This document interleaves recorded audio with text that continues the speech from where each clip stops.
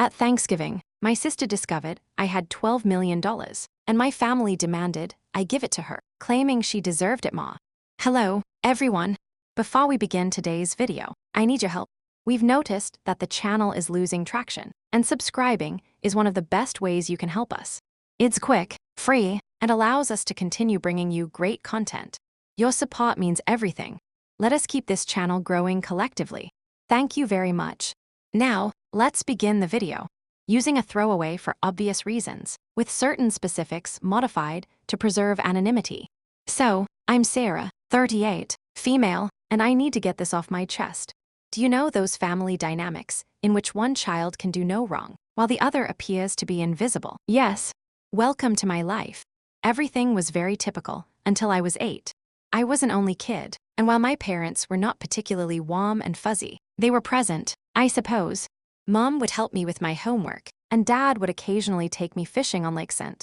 Clair. We weren't the Brady Bunch, but we were fine. Then came the night that would change everything. I recall my Aunt Kelly showing up at 2 a.m. and telling me to pack a suitcase because Mom was in the hospital. My sister Rachel was on her way, but something was wrong. She wasn't meant to arrive for another 2 months.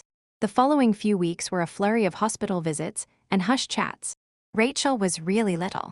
She looked like one of my baby dolls, but with all these tubes and cables. I wasn't allowed to touch her or get too close. That was the first time I felt an invisible wall forming between me and the rest of my family. When they eventually brought Rachel home, our house turned into a sterilized bubble. Mom had an obsession with germs.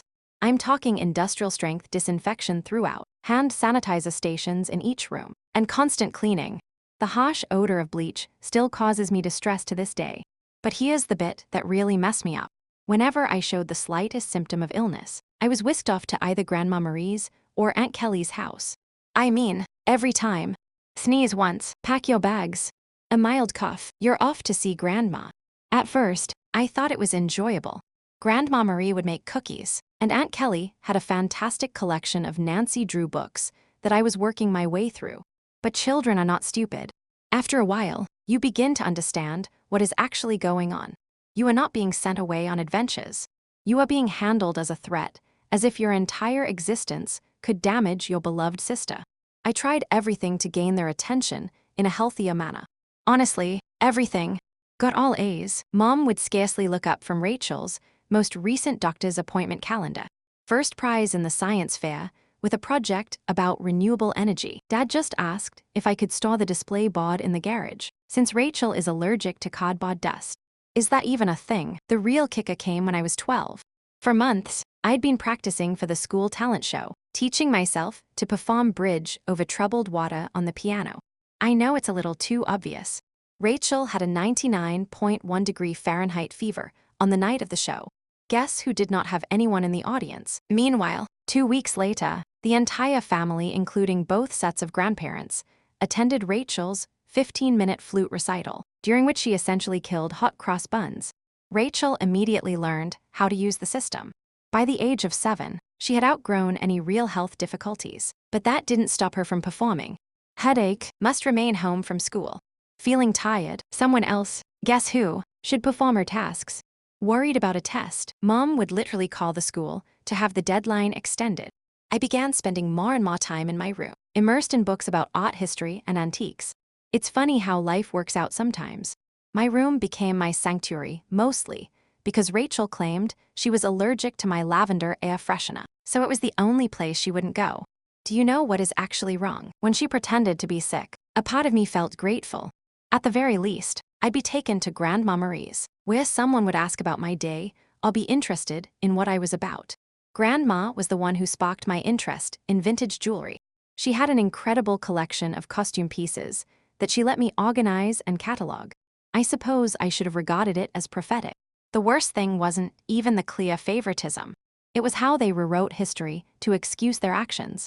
Rachel just needs more attention because she had such a rough start. Sarah's always been so independent. Sarah understands that her sister has special needs I did not comprehend. I was a child who didn't understand why having a good immune system made me less deserving of love. Looking back, I can see how these years shaped me. The persistent message that I was somehow unsafe or inconvenient to be around doesn't just go away. But hey, at least it taught me to be self-sufficient. When no one checks your homework or cares about your triumphs, you quickly learn to be your own cheerleader. High school. The majority of people either loved or loathed it. Me, I regarded it as a ticket out. While Rachel was establishing her drama empire in middle school, I was laying the groundwork for my own escape. And let me tell you, nothing inspires you to accomplish more than knowing that no one will do it for you. Remember how I said I spent hours sorting Grandma Marie's jewelry collection? That taught me a valuable lesson: the need for systematic organization and attention to detail. In high school, I approached everything with the same perspective. My desk at home resembled something out of an organization magazine. Color-coded notes, meticulously organized study plans, everything in its place. Rachel teased me about it, calling me Rain Man. Very great. But here's the thing about being invisible: no one is monitoring your failures or successes. So, do whatever the heck you want. I joined every club that would not interfere with my part-time employment at Carson's Diner. Thank you to Carol, the owner, for remembering my birthday when my own parents had forgotten. Debate team, check. National Honor Society president, check. Editor-in-chief of the school newspaper, check. The debate team was when I truly found my voice. There's something quite rewarding about shattering someone's argument while maintaining complete composure. It also taught me how to negotiate, which I didn't realize at the time, but would be useful later. I won states twice. Rachel had major soccer games, therefore my parents were unable to attend both competitions. She was on the C team and did not even play in the game. Junior year was when things truly became interesting. I took the SAT and received a flawless score. Not like, oh, pretty good perfect. I mean, perfect 1600. You know how many people receive that? Less than 1%. I remember staring at the results screen for almost 20 minutes, convinced it was an error. I rushed home to tell my parents. I realized this is stupid. Mom was in the kitchen, assisting Rachel with her English homework. The conversation went something like this. Mom, look, I got a perfect SAT score. That's nice, honey, but can you keep it down? Rachel's trying to concentrate. She has a big test tomorrow. Yeah, some of us actually have to study. Miss Perfect. Rachel, sweetie, don't stress. You're just a different kind of learner. I still have the hard copy of those SAT results somewhere. Never got pinned on the fridge. But Rachel's C+ in English that received prime refrigerator real estate, complete with a "we are so proud of you" magnet. College applications. The application procedure was interesting. I applied to 15 schools without informing anyone. I wrote all of my own essays, gathered my own recommendations, and handled all of the financial assistance paperwork myself. My guidance advisor, Mr. Chen, was the true MVP. My parents were too busy to help me with the FAFSA, so I stayed late after school. Then, the acceptances began to arrive. Harvard, Yale, Princeton, Michigan, and each one came with a scholarship offer. I stored them all in a locked box under my bed, knowing what would happen if Rachel discovered them. They'd suddenly shift their focus entirely to her. But if Sarah goes to Harvard, I'll be all alone or some nonsense like that. The day I received my full ride offer, Rachel joined JV cheerleading. Guess which one was celebrated with a family feast? I had microwave mac and cheese in my room while they went to Olive Garden. But you know what? The scholarship was my golden ticket. Tuition, lodging, board all included, plus a book allowance. I could finally leave that house where I was either invisible or inconvenient. The day I received my acceptance package, I went to my favorite spot in the local library, a fourth-floor window seat overlooking the park, and grieved for an hour. Not sad tears. They were tears of relief. When I told my parents at supper that I was going to Michigan, the reaction was, "Something. Michigan, but that's so far. What if Rachel needs you? I hope you're not expecting us to help with expenses." Rachel's cheerleading competitions are very costly. And Rachel, oh my god, finally, can I have your room? I need space for my TikTok videos. The summer before college, I worked double shifts at Carson's Diner to save money. Carol, bless her heart, always gave me additional tips and made sure I got to take home leftover pie at the conclusion of my shifts. She also taught me a vital skill: how to recognize genuine people in a society full of fakes. Baby, she'd tell me, in diners and in life, the ones making the most noise usually have the least to say. Move-in day at Michigan. My folks couldn't attend, because surprise Rachel had a cheerleading competition. Aunt Kelly drove me instead, helped me set up my dorm room, and gave me a $500 envelope. Your grandma Marie wanted you to have this, she told me. She's so proud of you. Later, I learned that Grandma had been saving that money from her Social Security checks for months. That first night in my dorm room, I promised myself I was going to create such a wonderful life that being overlooked would be inconceivable. Not for vengeance, nothing to prove to my family, but for the 8-year-old girl who used to get sent to Grandma's house for sneezing. College and the beginning of something new. College went by in a flurry of all-nighters, instant ramen, and heavenly independence. I graduated summa cum laude from the University of Michigan. Not that my folks noticed, they were too busy helping Rachel transfer to her third college in 2 years. But this is where the plot takes an unexpected turn. I got an entry-level job at a well-known auction house in Detroit. A genuine, high-end establishment. Many old money clients. That type of transaction. I began with their estate sales business, which involved documenting the belongings of wealthy individuals after their deaths. Not exactly glamorous, but it paid the bills. The breakthrough. My first several months were very standard.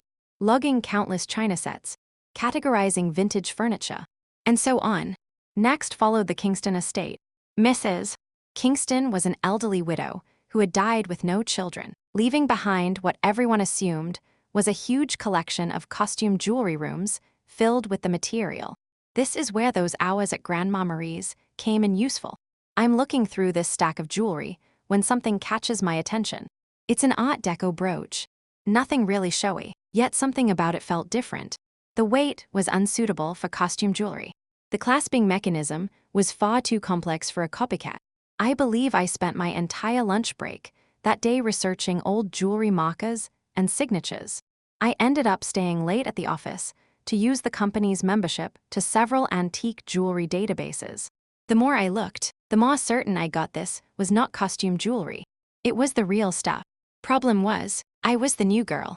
Nobody would believe me if I claimed we had a potential treasure on our hands. So I did what the debate team taught me. I meticulously prepared my argument. I spent 2 weeks during lunch breaks and evenings learning everything I could about Art Deco jewelry authentication. I even used some of my pitiful excuse for savings to pay for an online gemology course. Finally, I mustered the guts to approach my boss, Mr. Harrison. Sir, I think we might have something significant in the Kingston collection. Harrison, scarcely looking up from his phone. Sarah, we've already cataloged those as costume pieces. I know, but look at these makers' marks. They match perfectly with Cartier's 1925 signatures. Harrison, finally paying attention. Where did you learn all of this? I did some research. Long story short, the costume brooch sold for $47,000 at auction. It turned out that it was part of a limited collection created for European royalty in the 1920s. But here's the real kicker. Harrison started to trust me after that. He began giving me other artifacts to authenticate. Suddenly, my pointless pastime of sorting antique jewels acquired real significance. I devoted myself to learning everything I could about vintage jewelry. I took every online course I could afford. I spent weekends at estate sales researching items. I even began a small notepad to document various authentication procedures. My apartment looked like a jewelry scholar's fever dream walls, covered with printouts of vintage hallmarks and certification guidelines. The auction house started getting results. I was discovering important items that others had overlooked, developing contacts with collectors, and knowing the market. My commission checks became larger. For the first time in my life, I was not simply surviving. I was also saving money. Family, still remarkably uninterested. At Sunday dinners, which I still attended, like a fool mom would say, Sarah's still at that little antique shop. Right. Yes, actually. I just authenticated a rare Tiffany piece. Oh my god, speaking of jewelry, you guys have to see this charm bracelet I bought at the mall. But I didn't care anymore. For once in my life, I had discovered something wholly mine. Something I was actually excellent at. Something unrelated to being Rachel's sister. The Rothschild collection. Then came the Rothschild collection. This was about 2 years into my employment at the auction house, a massive estate, old money family. There was a lot of buzz in the industry. I was part of the team that cataloged their jewelry collection, And that's when I noticed it. A fairly commonplace Art Nouveau piece that everyone else had missed. I spent 3 days investigating it. I barely slept. It turned out to be a piece from a famous French jeweler from a private collection that was supposed to have been lost during World War II. When it sold at auction for $238,000, Harrison summoned me to his office. I believed I was being promoted. Instead, he said something that completely changed everything. "Sarah, you're wasting your talent here. You should be running your own authentication business." Initially, I shrugged it off. Me, start a business? With what money? However, the notion took root. I began doing modest freelance authentication projects on the side. Word spread that I had a terrific eye. Private collectors began contacting me directly. One night, I was sitting in my modest apartment, surrounded by jewelry manuals and authentication tools that I had gradually accumulated when I had an epiphany. This is something I could actually do. I could create something on my own. So I did what any reasonable person would do. I took out a large loan against my car. I emptied my savings account. I rented a small office space in a less desirable area of town. People believed I was insane. Perhaps I was. I transformed a storage room above a Chinese restaurant about the size of a college dorm room. The rent was low because it always smelled like Kung Pao chicken, and the Wi-Fi only functioned if you sat in the corner by the window. But it was mine. The struggle. The first few months were interesting, and by interesting, I mean scary. I'd awaken at 4 in the morning with cold sweats, calculating how many months till my savings ran out. Loan payments felt like a rope around my neck. My office furnishings were minimal. I purchased a card table from Goodwill, a chair I literally found on the curb. Don't worry, it was thoroughly cleaned. However, in the world of high-end jewelry, reputation and contacts are everything, and my experience at the auction house had provided me with both. I started small, doing authentication work for local antique dealers. My fees were lower than the larger organizations, but my attention to detail was becoming known. Word spread. 6 months later, a watershed moment occurred.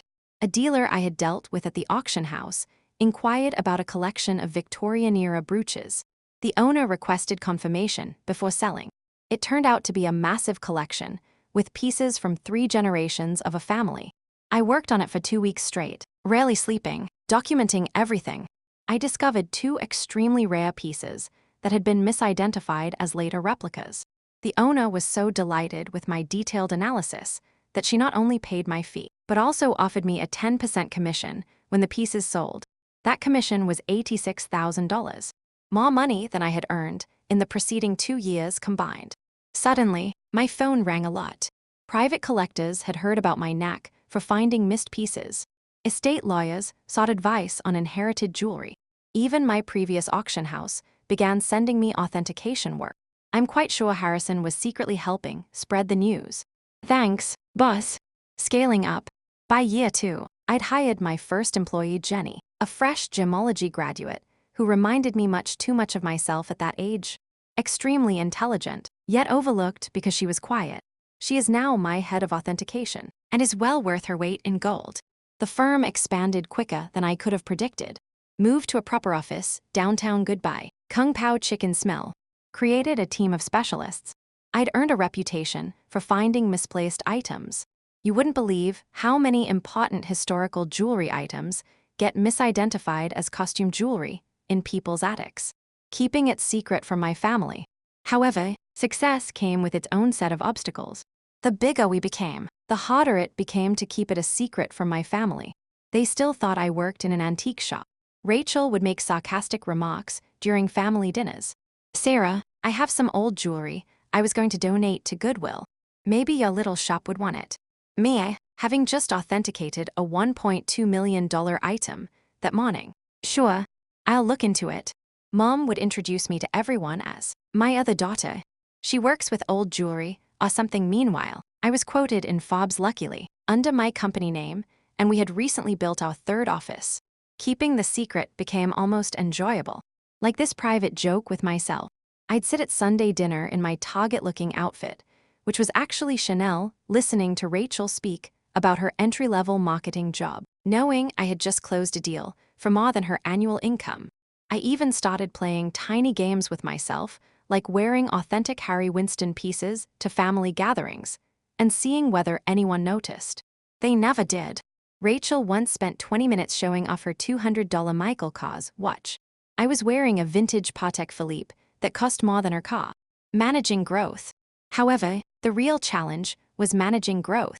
By year 5, we'd established offices in Detroit, Chicago, and New York.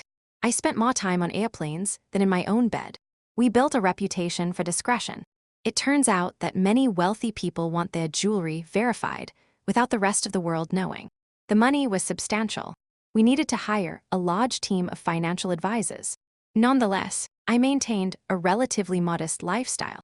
I purchased a nice, but not flashy house in a desirable neighborhood. I drove a high-end, but not obvious car. The only places I truly splurged: my home office, advanced authentication equipment, the most effective security system money can buy, and a custom-built vault to make Fort Knox envious. They believed I was being frugal. Mom would say things like, "It's so sweet of Sarah to help out.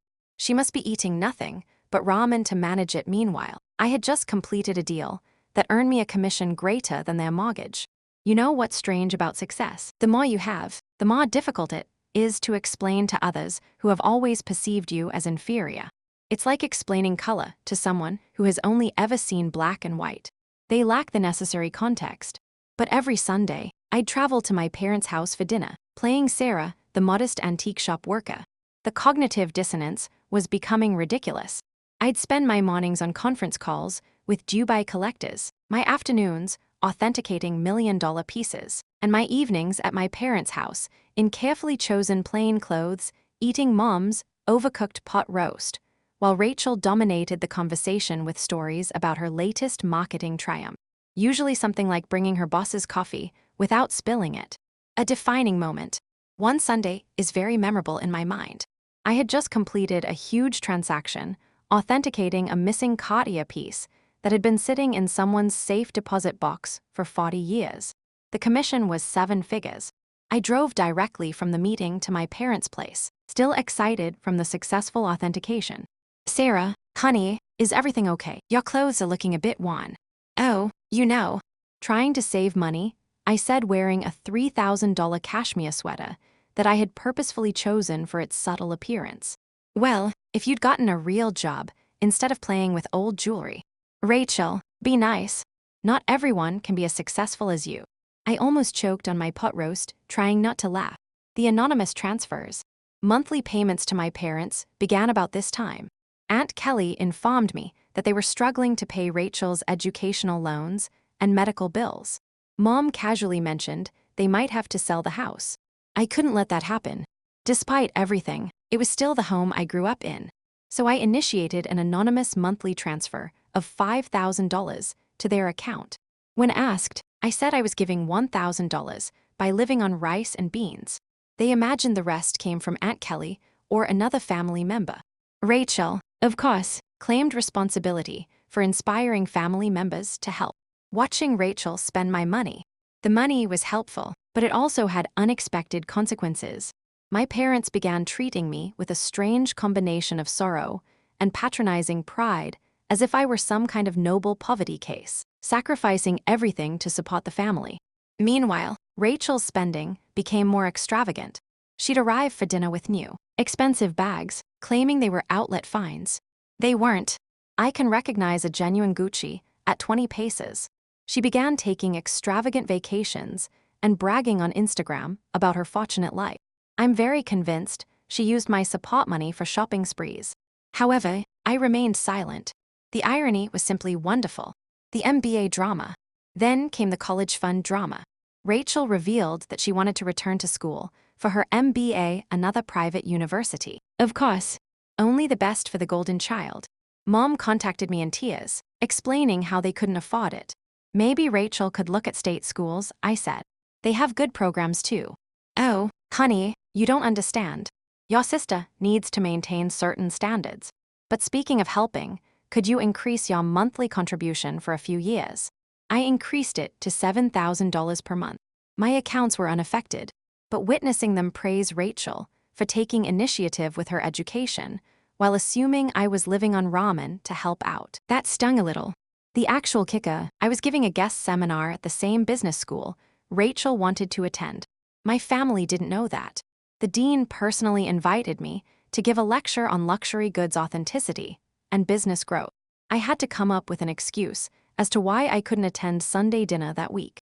My own achievement had started to feel like a separate life, as if I were some kind of corporate superhero with a hidden identity. By day, I was running a multi-million-dollar authentication business. By night, well, on Sunday evenings, I was just Sarah, the disappointing daughter who worked at an antique shop. The breaking point: Thanksgiving. The weight of the deception was becoming heavier. Rachel made rude remarks about my career on multiple occasions. Each time, Mom apologized to her friends for my modest lifestyle. Every time Dad suggested I get a real job, I believe I always knew it would end dramatically. I just didn't expect it to implode so spectacularly on Thanksgiving. It began 2 weeks before the holiday. Mom called, weeping about her back pain. She had been diagnosed with a herniated disc, and the notion of cooking Thanksgiving dinner for 20 guests overwhelmed her. Now, I'd like to tell you that I offered to help purely out of kindness. But really, I had also become tired of pretending her dried turkey was appetizing. Why don't I handle the food this year? I can have it catered. Oh, honey, we can't afford a caterer. Don't worry about the cost. I've been saving up. Are you not taking out a loan? Are you? I coordinated everything with a high-end catering firm that I use for business gatherings. They do incredible work, the kind of food that makes you wonder why you ever bothered to cook. It cost more than my folks thought I earned in 2 months. But whatever. Thanksgiving morning arrived, and I was feeling quite good. I had my laptop with me because I needed to monitor a major online auction in Hong Kong. A magnificent Art Nouveau necklace was for sale, and I had a client who was interested in authentication if they won the bid. The lunch arrived on schedule, and everything was beautifully prepared. Rachel, of course, had to comment.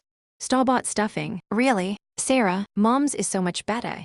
This from the girl who once set off the smoke alarm while making toast. Mom was apologizing to everyone for not cooking herself, but you could tell they were enjoying the meal.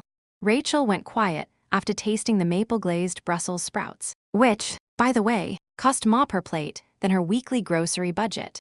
I stepped away from the table to check my laptop. The auction was getting interesting, and I needed to be ready in case my client won.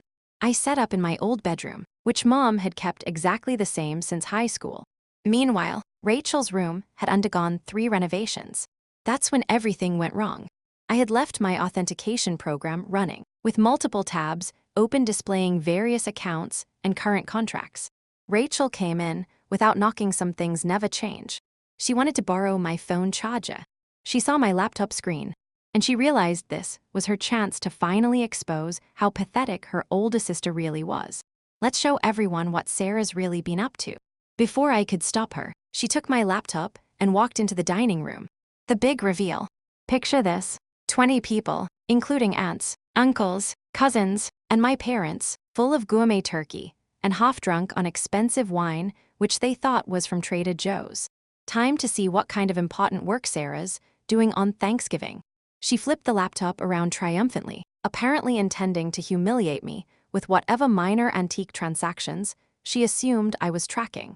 The room went completely silent. You could hear the fancy clock I had given Mom for Christmas ticking quietly. She had assumed it was a reproduction. My screen displayed current account balance, $12.4 million. Pending authentication contract, $485,000.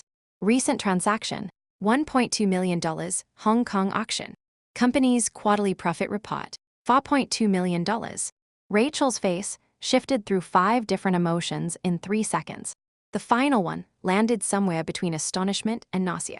She actually swayed slightly on her feet. This cannot be right," she whispered. "Rachel, honey, what is it?" Her voice was cracking. She's rich. Sarah's rich." Chaos ensued. The silence deepened even further. Then Mom began laughing, really laughing. "Don't be silly. Sarah works at that little antique shop." I stood up, carefully straightening my plain cashmere sweater, which cost more than their monthly mortgage. "Yes, actually, Mom, I own one of the largest jewelry authentication companies in the country. For years, those antique shop comments. I authenticate pieces worth millions. That little business you never asked about has offices in 3 cities." Dad choked on his drink. Aunt Kelly dropped her fork. An uncle began coughing. Then Mom's laughter transformed into something else. Her face turned red, then purple. She stood up so quickly that her chair tumbled over. You have millions, and you let us struggle. Struggle, I send you $7,000 every month. While sitting on millions, your sister has student loans. So there it was. No congratulations. No wow, we are so proud, just outrage that I hadn't given them more money. Rachel began to cry, surprising. I know, sobbing about how she deserved to know and how I had betrayed the family. Dad joined in. How could you be so selfish? We, your parents, we raised you. That was when I lost it. Years of being overlooked. Years of dismissal. Years of being considered the family disappointment. Everything came pouring out. Raised me. You shipped me off to grandma's every time I sneezed. You missed every achievement, every award, every milestone, because Rachel might feel left out. You never saved a penny for my college, but took out loans for her private school. And now, you're mad that I built something for myself. The following few minutes were chaotic. Mom screamed about family obligations. Dad was yelling about ungrateful children. Rachel alternated between sobbing and demanding to know just how much money I had. Meanwhile, the fancy catering team attempted to serve dessert while looking extremely uncomfortable. I grabbed my laptop, took my Hermes bag, which Mom had previously admired as a nice replica, and walked out. Behind me, I could already hear Mom discussing how to spend my money. Something about Rachel's MBA and a new car. As I drove home, my phone started filling up with texts. The family group chat exploded. Rachel began posting on Facebook about hidden family wealth and selfish siblings. The aftermath. The days after Thanksgiving were like watching a tornado hit in slow motion, except that the tornado was my family, and the debris was my sanity. Within 1 hour of leaving dinner, my phone had 47 missed calls and more than 200 messages. Mom's texts followed an interesting progression. 7:42 p.m. How dare you walk out on family? 8:15 p.m. We need to talk about this like adults. 9:03 p.m. Your sister deserves a share of your success. 10:30 p.m. I've already called a realtor about houses in better neighborhoods. 11:45 p.m. Why aren't you answering? This is your mother. Meanwhile, Rachel had become a full social media warrior. She wrote an enormous post on Facebook about how her millionaire sister had been hoarding wealth while watching her beloved family struggle. The comment section was wild. Distant cousins and former high school classmates whom I hadn't spoken to in years suddenly had very strong opinions about my moral character. But this is what really got me. Rachel actually posted all those years of me trying to help Sarah's career, giving her advice about moving up from that little antique shop, and she was secretly wealthy. The betrayal hurt so much. I nearly threw my phone across the room. What career advice had she ever given me? She suggested I try selling jewelry on Etsy. The flying monkeys arrived. 2. If you're unfamiliar with the term, flying monkeys are what happens when toxic family members send others to guilt trip you. Aunt Susan, whom I saw maybe once every 3 years, called to inform me that family is everything. Uncle Bob, who I'm pretty sure still thinks I'm 12, emailed me a lengthy lecture on sharing wealth.